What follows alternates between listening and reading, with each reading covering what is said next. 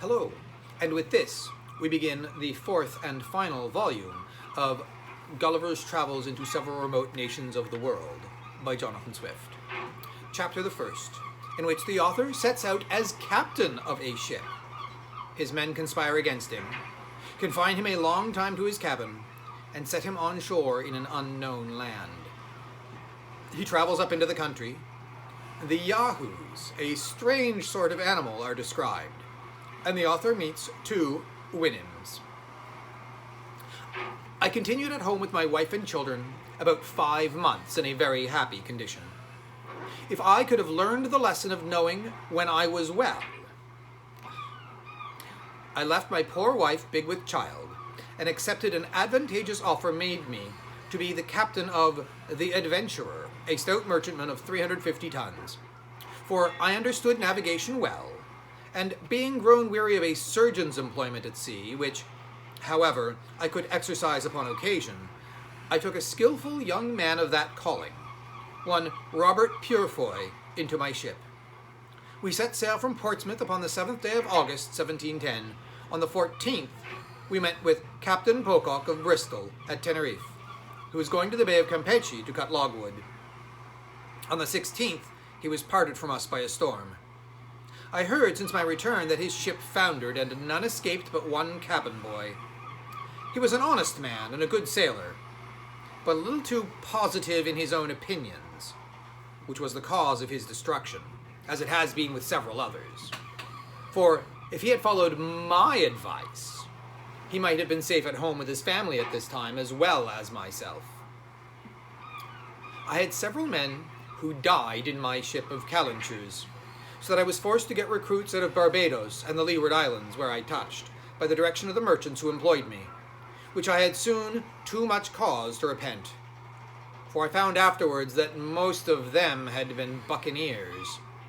I had 50 hands on board, and my orders were that I should trade with the Indians in the South Sea and make what discoveries I could.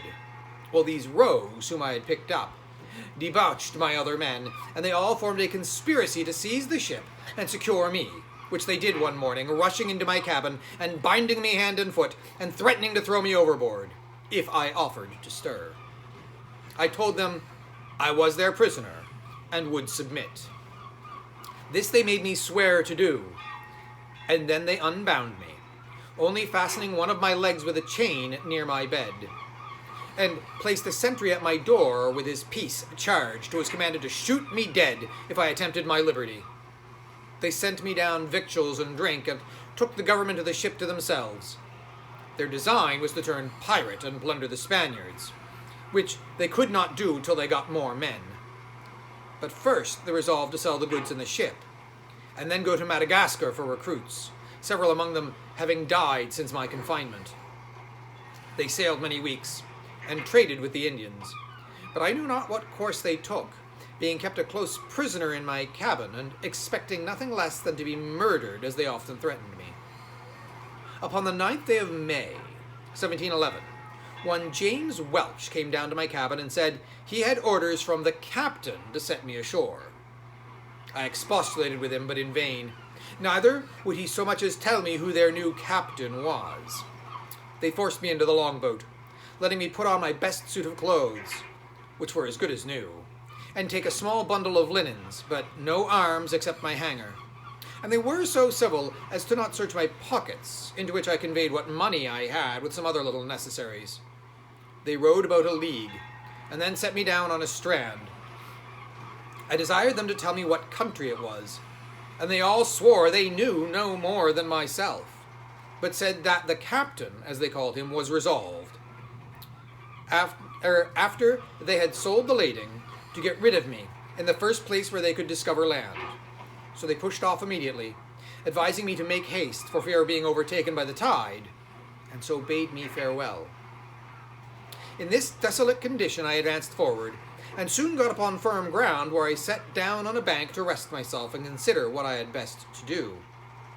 When I was a little refreshed, I went up into the country, resolving to deliver myself to the first I should meet, and purchase my life from them by some bracelets and glass rings and other toys which sailors usually provide themselves with in these voyages, and whereof I had some about me. The land was divided by long rows of trees, not regularly planted, but naturally growing. There was great plenty of grass, and several fields of oats. I walked very circumspectly, for fear of being surprised or suddenly shot with an arrow from behind on either side. I fell into a beaten road, where I saw many tracks of human feet, and some of cows, but most of horses. At last I beheld several animals in a field, and one or two of the same kind sitting in trees. Their shape was very singular and deformed, which a little discomposed me, so that I lay down behind a thicket to observe them better. Some of them, coming forward near the place where I lay, gave me an opportunity of distinctly marking their form. Their heads and breasts were covered with a thick hair, some frizzled and others lank. They had beards like goats, and a long ridge of hair down their backs, and the fore parts of their legs and feet. But the rest of their bodies was bare, so that I might see their skins, which were of a light buff color.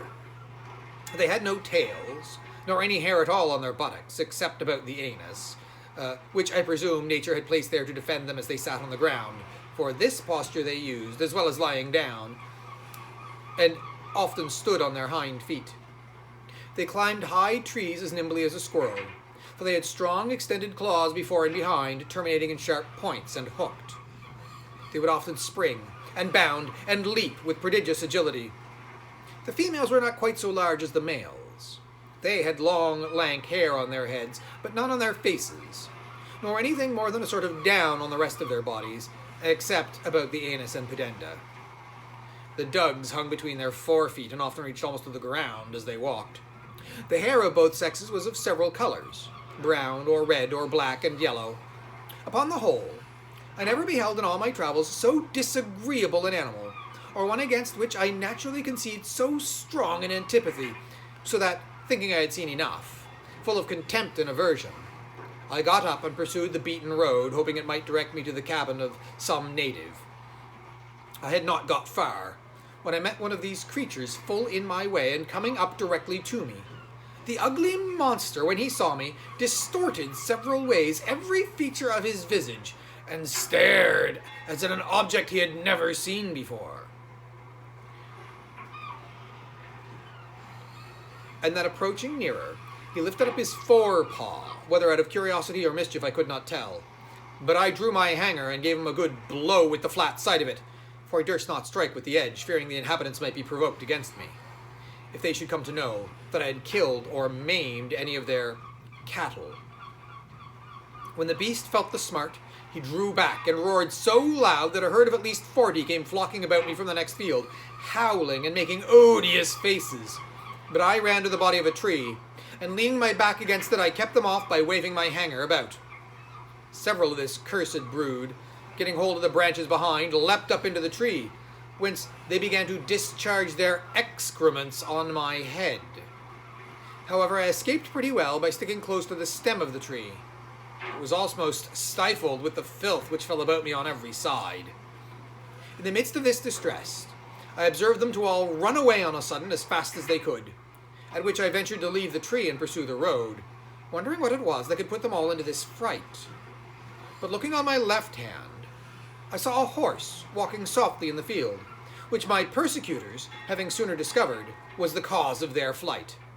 The horse started a little when he came near me, but soon recovering himself, looking full in my face, with manifest tokens of wonder, he viewed my hands and feet, walking around me several times. I would have pursued my journey, but he placed himself directly in the way, yet looking with a very mild aspect and never offering the least violence. We stood gazing at each other for some time, and at last I took the boldness to reach my hands towards his neck with a design to stroke it, using the common style and whistle of jockeys when they are going to handle a strange horse. But this animal seemed to receive my civilities with disdain, and shook his head, and bent his brows, softly raising up his right forefoot to remove my hand. And then he neighed 3 or 4 times, but in so different a cadence that I almost began to think he was speaking to himself in some language of his own. While he and I were thus employed, another horse came up, who, applying himself to the first in a very formal manner, they gently struck each other's right hoof before, neighing several times by turns, and varying the sound which seemed to be almost articulate.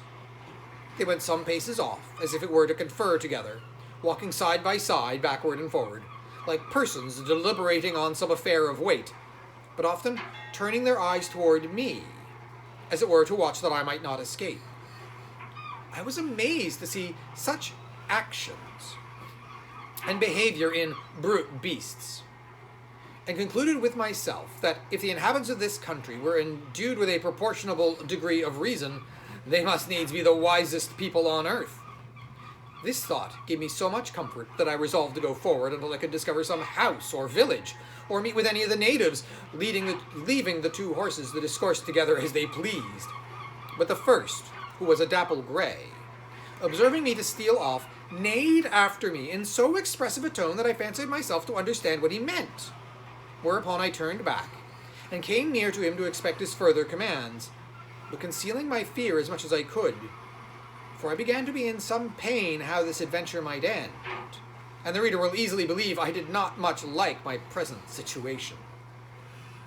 The two horses came up close to me, looking with great earnestness upon my face and hands. The grey steed rubbed my hat all round with his right forehoof, and discomposed it so much that I was forced to adjust it better by taking it off and setting it again, whereat both he and his companion, who was a brown bay, appeared to be much surprised.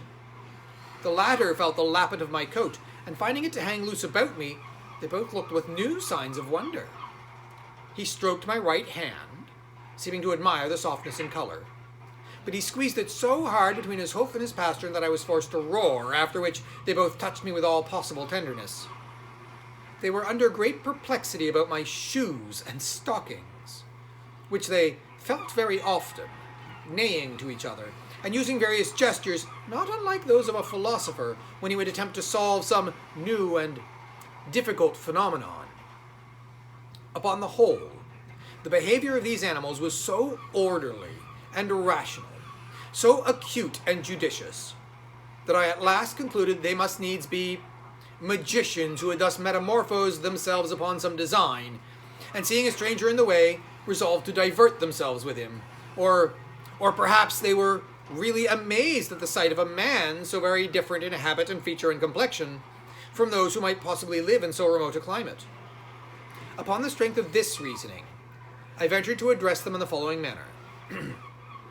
Gentlemen, if you be conjurers, as I have good cause to believe, you can understand my language. Therefore I make bold to let your worships know that I am a poor, distressed Englishman, driven by his misfortunes upon your coast, and I entreat one of you to let me ride upon his back as if he were a real horse, to some house or village where I can be relieved. In return of which favour, I will make you a present of this knife and bracelet, taking them then out of my pocket. The two creatures stood silent while I spoke, seeming to listen with great attention. And when I had ended, they neighed frequently toward each other, as if they were engaged in a serious conversation. I plainly observed that their language expressed the passions very well, and the words might, with little pains, be resolved into an alphabet more easily than the Chinese. I could frequently distinguish the word Yahoo, which was repeated by each of them several times. And although it was impossible for me to conjecture what it meant, yet while the two horses were busy in conversation, I endeavored to practice this word upon my tongue, and as soon as they were silent, I boldly pronounced Yahoo in a loud voice, imitating at the same time, as near as I could, the neighing of a horse, at which they were both visibly surprised. And the grey repeated the same word twice, as if he meant to teach me the right accent, wherein I spoke after him as well as I could, and found myself perceivably to improve every time, although very far from any degree of perfection.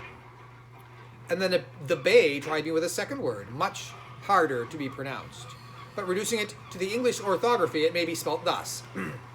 Winham!